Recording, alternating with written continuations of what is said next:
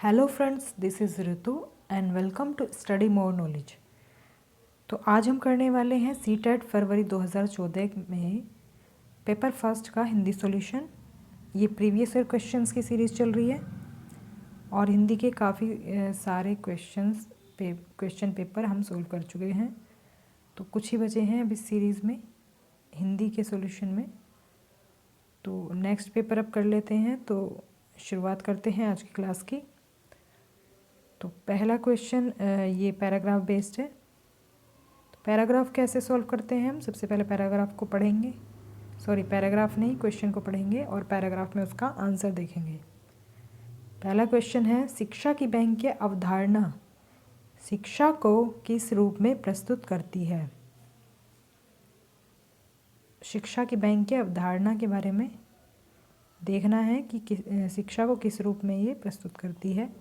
शिक्षा की बैंकिंग अवधारणा में ज्ञान एक उपहार होता है जो स्वयं को ज्ञानवान समझने वालों के द्वारा उनको दिया जाता है जिन्हें वे नितांत अज्ञानी मानते हैं।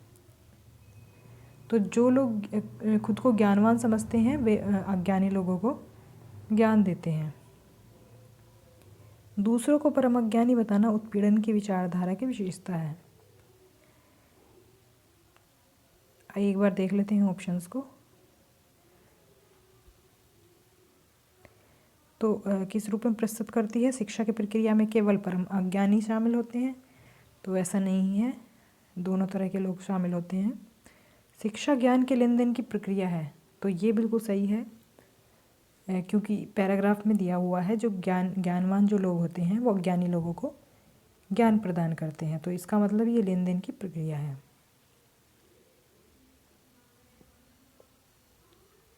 सेकंड क्वेश्चन है, गद्यांश के अनुसार छात्र अपनी किस वास्तविकता को नहीं जान पाते?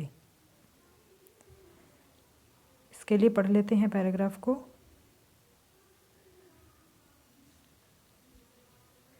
दूसरों को परम अज्ञानी बताना उत्पीड़न की विचारधारा की विशेषता है। वह शिक्षा और ज्ञान को जिज्ञासा की प्रक्रिया नहीं मानती। शिक्षक अपने छात्रों के समक्ष स्वयं को एक आवश्यक विलोम के रूप में प्रस्तुत करता है। उन्हें परम अज्ञानी मानकर वह अपने अस्तित्व का औचित्य सिद्ध करता है। छात्र हेगेलीय द्वंद्ववाद में वर्णित दासों की भांति, तो छात्र को यहाँ पर दास बताया गया है, दासों की भांति अलगाव के शिकार होने के कारण अपने अज्ञान को शिक्षक के अस्तित्व का औचित्य सिद्ध करने वाला समझते हैं।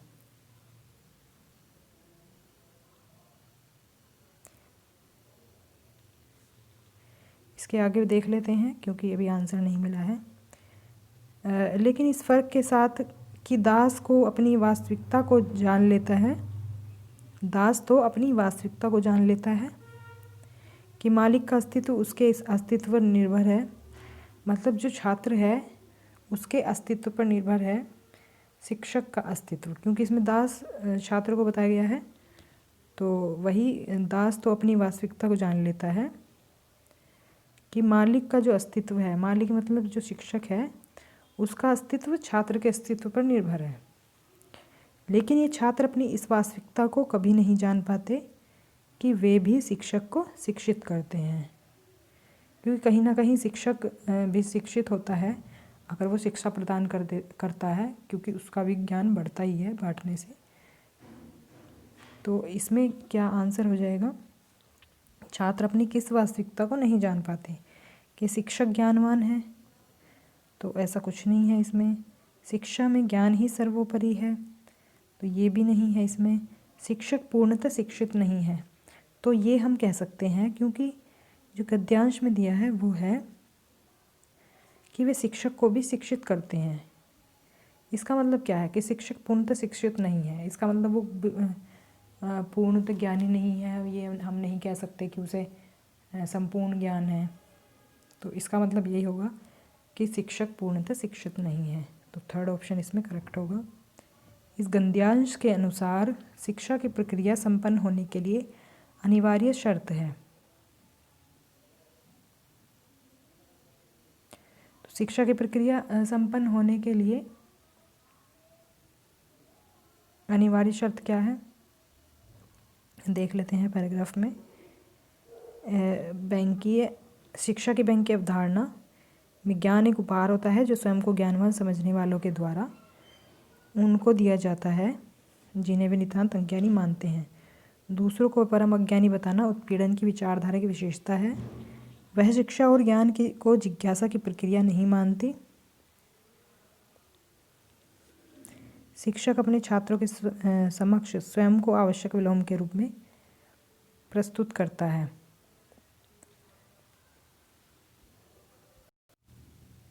तो यहाँ पर जो दिया हुआ है, स्वयं को एक आवश्यक विलोम के रूप में प्रस्तुत करता है। आवश्यक विलोम से मतलब क्या है कि उसकी उपस्थिति अनिवार्य है। शिक्षा की प्रक्रिया संपन्न होने के लिए अनिवार्य शर्त क्या है, इसमें हमसे पूछा है। तो इसमें जो ऑप्शन दिया है शिक्षक की उपस्थिति, तो फर्स्ट ऑप्शन करेक्ट हो जाएगा, क्योंकि वो खुद को ऐसा दिखाता है कि वो एक आवश्यक विलोम है, आवश्यक विलोम के रूप में प्रस्तुत करता है, मतलब उसके बिना शिक्षण की प्रक्रिया नहीं हो सकती। तो ये अनिवार्य है शिक्षा की प्रक्रिया में। गद्यांश के अनुसार फर्स्ट ऑप्शन इसमें करेक्ट होगा। गद्यांश के अनुसार उत्पीड़न की विचारधारा की विशेषता क्या है, तो ये हमने देखा था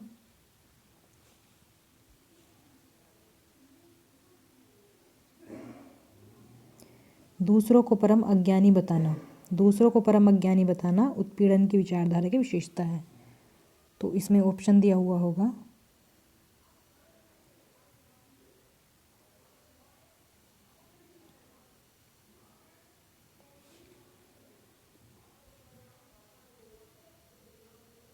तो इसमें ऑप्शन है, देखिए, शिक्षक श्रेष्ठ है और छात्र हीन है।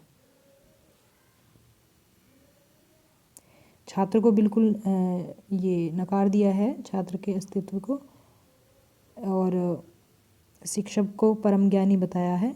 तो दूसरों को परम अज्ञानी बताने से मतलब वही है कि जो छात्र को बिल्कुल हीन समझा गया है। तो इसमें सेकंड ऑप्शन बिल्कुल सही हो जाएगा।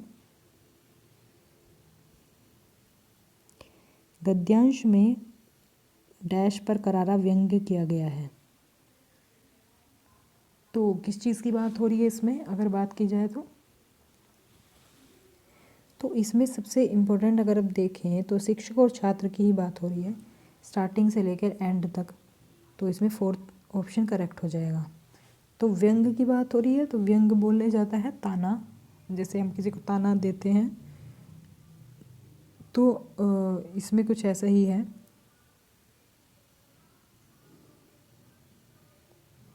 तो इसमें फोर्थ ऑप्शन करेक्ट होगा।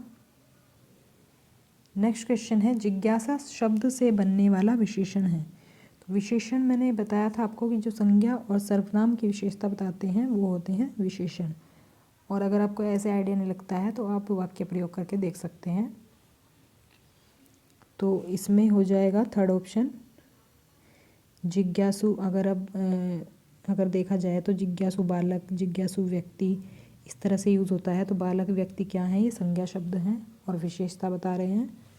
तो ये जिज्ञासु शब्द विशेषता बता रहा है संज्ञा शब्द की। तो ये ही हो जाएगा विशेषण।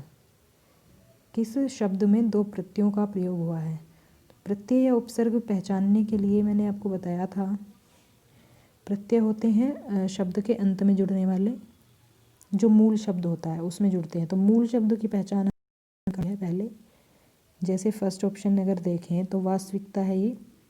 इसमें मूल शब्द क्या है, वास्तव। वास्तव में अगर एक प्रत्यय जोड़ दें हम लास्ट में तो ये हो जाएगा वास्तविक। और अगर वास्तविक में ता जोड़ दिया जाए, ता प्रत्यय, तो ये हो जाएगा वास्तविकता। इसका मतलब हमारा फर्स्ट ऑप्शन करेक्ट होगा। मूल शब्द है वास्तव, वास्तव में ये दो प्रत्यय हमारे जुड़ गए हैं, तो इसीलिए ये ऑप्शन करेक्ट होगा। प्रस्तुत गद्यांश में नितांत शब्द का अर्थ है।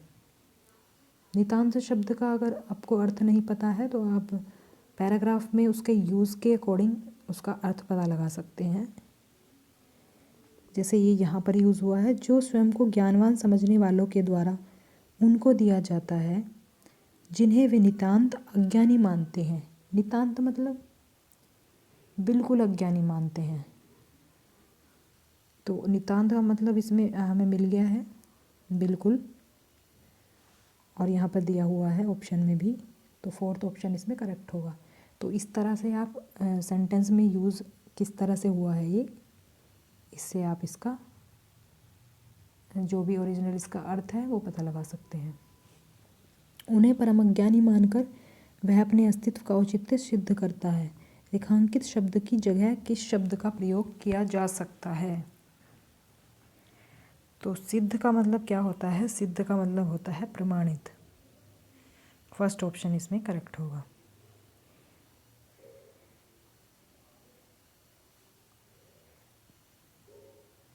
अब आ जाते हैं पैडागोजी बेस्ड क्वेश्चन।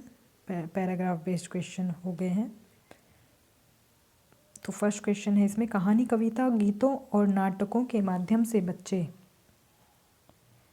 तो इन सब के माध्यम से बच्चे क्या करते हैं? केवल मूल्यों का अर्जन करते हैं। तो इस तरह के शब्द ये हमें बताते हैं कि ऑप्शन गलत है, केवल सिर्फ इस तरह के। तो देखिए, अगर आप देखें तो 3 ऑप्शंस में केवल केवल यूज़ हुआ है, तो ये तो ऐसे ही एलिमिनेट हो जाएंगे।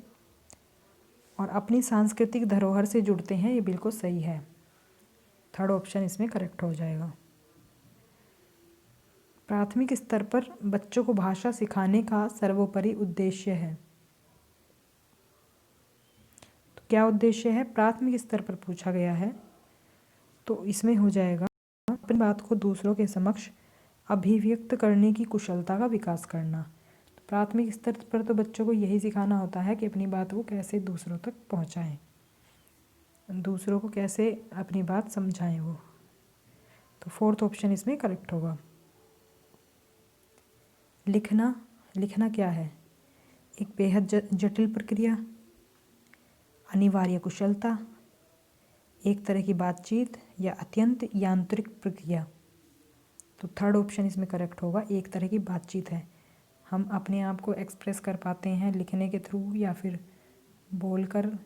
तो जो इंसान बोल नहीं सकता वो लिखकर भी अपनी बात कह सकता है, तो एक तरह की ये बातचीत हो जाएगी। कक्षा 1 के बच्चे अपने डैश एवं डैश से प्राप्त बोलचाल की भाषा के अनुभव को लेकर ही विद्यालय आते हैं। तो इसमें क्या होगा ऑप्शन? इसमें हो जाएगा नो डाउट घर, परिवार और परिवेश। तो सबसे पहले तो घर परिवार ही आएगा, उसके बाद आएगा परिवेश, जो जिस वातावरण में, जिस परिवेश में पले बड़े होते हैं, वही परिवेश की बात हो रही है। कक्षा 1 और 2 के शुरुआती समय में पढ़ने का प्रारंभ डैश से हो और किसी डैश के लिए हो।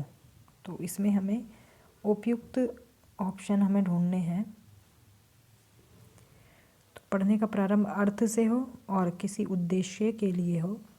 फर्स्ट ऑप्शन इसमें बिल्कुल करेक्ट हो जाएगा। इनमें से कौन सा प्राथमिक स्तर पर हिंदी भाषा शिक्षण का उद्देश्य नहीं है? प्राथमिक स्तर पर हिंदी भाषा शिक्षण का उद्देश्य क्या नहीं है? तो अगर देखें तो ये फोर्थ ऑप्शन बिल्कुल अलग दिख रहा है। वो क्या है कि सुनी गई बातों को ज्यों का त्यों दोहराना। तो ये बिल्कुल भी भाषा शिक्षण का उद्देश्य नहीं है।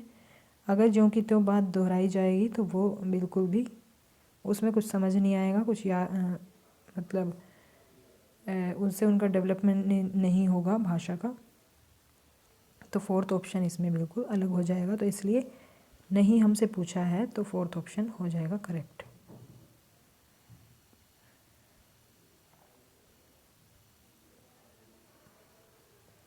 भाषा कौशलों के संबंध में कौन सा कथन सही है?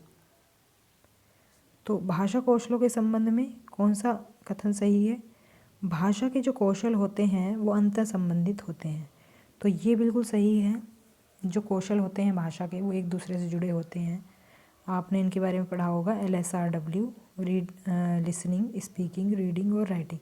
तो ये एक दूसरे से संबंधित है, एक दूसरे की हेल्प से ये सीखे जाते हैं।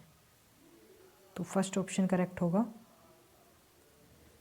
भाषा डैश डैश और डैश का एक उत्तम साधन है। तो इसमें 3 ऑप्शन बताने हैं इसमें हो जाएगा सेकंड ऑप्शन करेक्ट, पढ़ने लिखने और संप्रेषण।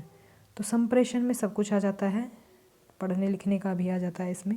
संप्रेषण होता है कम्युनिकेशन, एक दूसरे से अपनी बात कहना, एक दूसरे तक अपनी बात पहुंचाने का जो माध्यम होता है उसे कहते हैं कम्युनिकेशन।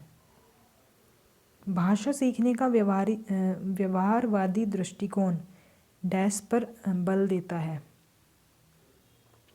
तो भाषा सीखने का व्यवहारवादी दृष्टिकोण किस बात पर बल देता है? तो ये बल देता है अनुकरण पर।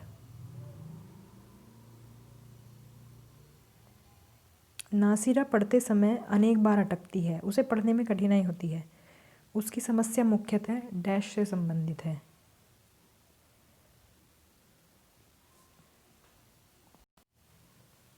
तो उसकी समस्या जो है वो क्या है? पढ़ने में कठिनाई के लिए मैंने बताया था कि जिसे पढ़ने में कठिनाई होती है वो होता है डिसलेक्सिया। तो थर्ड ऑप्शन इसमें करेक्ट होगा। वाइगोत्स्की के विचारों पर आधारित कक्षा में डैश पर सबसे अधिक बल दिया जाता है। तो वाइगोत्स्की के विचारों पर आधारित कक्षा में किस बात पर बल दिया जाता है? परस्पर अंतःक्रिया। तो इसका हम पढ़ चुके हैं पहले भी। वाइगोत्स्की ने इस बात पर जोर दिया था कि जो बच्चे होते हैं, सामाजिक जो इंटरेक्शन होता है आपस में उनका, एक दूसरे से बातचीत के थ्रू एक दूसरे से परस्पर अंतःक्रिया के द्वारा ही वो भाषा सीखते हैं। तो इसका आंसर हो जाएगा फोर्थ ऑप्शन। हमारी कक्षाओं में बच्चे भिन्न भिन्न भाषिक पृष्ठभूमि से आते हैं, अतः उनकी भाषाओं को भी कक्षा में सम्मान देना अनिवार्य है। तो फर्स्ट ऑप्शन बिल्कुल करेक्ट हो जाएगा। जो भी भाषा सीख कर बच्चे आते हैं, अपनी उनकी जो भी लैंग्वेज होती है, लोकल जो लैंग्वेज होती है उनकी भाषाओं को भी कक्षा में सम्मान देना अनिवार्य है, तभी वो अन्य भाषा भी सीख पाएंगे। इनमें से प्राथमिक स्तर पर भाषा आकलन का सर्वाधिक उचित तरीका है। भाषा आकलन के लिए सर्वाधिक उचित तरीका क्या होगा? तो ये होगा बच्चों को चित्र वर्णन और प्रश्न पूछने के अवसर देना। तो अगर बात की जाए ये फर्स्ट ऑप्शन की, किसी पाठ की 5 पंक्तियाँ पढ़वाना, तो ये इससे कोई भाषा का आकलन नहीं होगा। जैसा लिखा होगा एज इट इज़ बच्चा पढ़ देगा, तो इसमें कुछ भी उनका भाषा का आकलन आप नहीं पता लगा पाएंगे कि उसने कितनी भाषा सीखी है। और जो थर्ड ऑप्शन है पत्र लिखवाना, इससे भी भाषा का आकलन नहीं होगा। प्रश्नों के उत्तर लिखवाना, क्योंकि ये सब तो उन्होंने रटे हुए होंगे, तो इससे भी भाषा का आकलन नहीं होगा। तो भाषा का आकलन के लिए ये सबसे बेस्ट ऑप्शन रहेगा, क्योंकि चित्र का वो वर्णन करेंगे अपनी भाषा में और प्रश्न पूछेंगे अपने ही हिसाब से, खुद ही सोचकर। तो सेकंड ऑप्शन इसमें करेक्ट होगा। कौन सा प्रश्न बच्चों की भाषा क्षमता का सही आकलन करेगा? तो बच्चों की भाषा क्षमता का कौन सा प्रश्न सही आकलन करेगा? लड़की ने किसके दाम नहीं बताए, तो ये तो सिंपल सा आंसर हो जाएगा इसका, ये भी नहीं होगा। लड़की टोकरी में क्या बेच रही थी, ये भी नहीं होगा, क्योंकि इसका भी एक ही वर्ड में आंसर मिल जाएगा। यदि तुम आम बेचोगे तो उसके कितने दाम लोगे और क्यों? तो ये बिल्कुल ये मुक्त अंत वाला क्वेश्चन है। इसमें बच्चा अपने हिसाब से कितना भी आंसर कर सकता है और उसकी बुद्धि का भी इसमें विकास होगा। तो थर्ड ऑप्शन है वो बिल्कुल सही हो जाएगा, और इसमें ज़्यादा से ज़्यादा शब्दों का और सेंटेंस का वो यूज़ भी करेगा। थर्ड ऑप्शन इसमें करेक्ट होगा। तो फोर्थ ऑप्शन भी इसमें गलत हो जाएगा। प्राथमिक स्तर पर बच्चों के लिए बाल साहित्य के चयन का मुख्य आधार क्या होना चाहिए? बाल साहित्य के लिए क्या होना चाहिए? तो होनी चाहिए रोचक विषय वस्तु, जिसे वो इंटरेस्ट लेके पढ़ें। अब इसके बाद देख लेते हैं पोयम पर आधारित क्वेश्चंस हैं। इसमें पोयम अलग दी हुई है पैराग्राफ से। तो इसमें भी वैसे ही करेंगे हम। पहले क्वेश्चंस को पढ़ेंगे। कविता की पंक्तियों के अनुसार कविता किसके पक्ष में खड़ी है? तो नहीं झुका करते जो दुनिया से करने को समझौता, ऊंचे से ऊंचे सपनों को देते रहते जो न्योता, दूर देखती जिनकी पैनी आँख, आँख भविष्य को तम, एक सेकंड ये हाइड हो गया है, दूर देखती जिनकी पैनी आँख भविष्य का तमचीर, मैं हूँ उनके साथ खड़ी जो सीधी रखते अपनी रीढ़। इसमें ऑप्शन देख लेते हैं। तो कविता की पंक्तियों के अनुसार कविता किसके पक्ष में खड़ी है?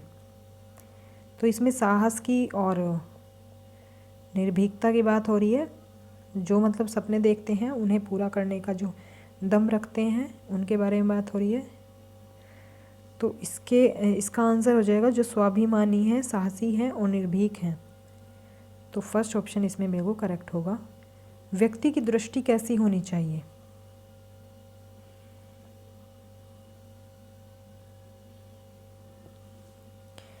तो देखिए यहाँ पर है, देते रहते जो न्योता, दूर देखती जिनकी पहनी आँख, भविष्य का तमचीर। इसमें ऑप्शन हम देख लेते हैं। अंधकार को चीरने वाली, तो ये तो सीधा सा लाइन से ही उठा दिया गया है। दूर की चीज़ों को साफ साफ देखने वाली, तो इसमें हमें अर्थ समझना होगा। इन जो पंक्तियाँ दी हुई हैं इसका अर्थ कुछ और है, काफ़ी गहरा अर्थ है। दूरदर्शिता से लैस होनी चाहिए, मतलब दूरदर्शिता होनी चाहिए उनमें, दूर तक देखने वाली, दूर की चीज़ों को देखने, ऐसे मतलब जो ऑब्जेक्ट रियल में होते हैं उनकी बात नहीं हो रही है ये। दूरदर्शिता से लैस मतलब कि आगे क्या होने वाला है इस तरह की चीज़ें देखने वाली। भविष्य का अंधेरा दूर करने वाली, तो ये भी नहीं होगा। थर्ड ऑप्शन इसमें बिल्कुल करेक्ट हो जाएगा।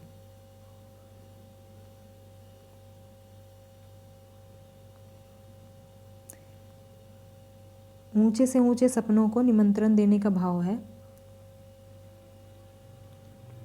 ऊंचे सपनों को आमंत्रित करना, तो ये सीधा सीधा इसी लाइन से उठा दिया है, तो ऐसा नहीं होगा। इसका पीछे का अर्थ हमें समझना होगा। उच्च कोटि के स्वप्न देखना और उन्हें साकार करने का प्रयत्न करना, तो सेकंड ऑप्शन बिल्कुल करेक्ट होगा। उच्च कोटि के स्वप्न देखने की बात हो रही है यहाँ पर। ये ऊंचे ऊंचे सपनों को देते रहते जो न्योता और उन्हें साकार करने का भी प्रयास करना, तो बिल्कुल ये सेकंड ऑप्शन इसमें करेक्ट होगा। तम शब्द का पर्याय है, तो तम चीरने की यहाँ बात हो रही है। आँख भविष्यत का तम चीर, जैसे आँखें जो हैं भविष्य में क्या होने वाला है वो सब देख लेती हैं, तो ऐसी पैनी नज़र होती है कुछ लोगों की, तो ये इसकी बात हो रही है यहाँ पर। तो इसका सीधा सीधा मतलब हो जाएगा अंधकार। तम का पर्याय हो गया अंधकार। पर्याय मतलब वही जो समान अर्थ वाले होते हैं। नहीं झुका करते जो दुनिया से, पंक्ति में किसके सामने न झुकने की बात की गई है?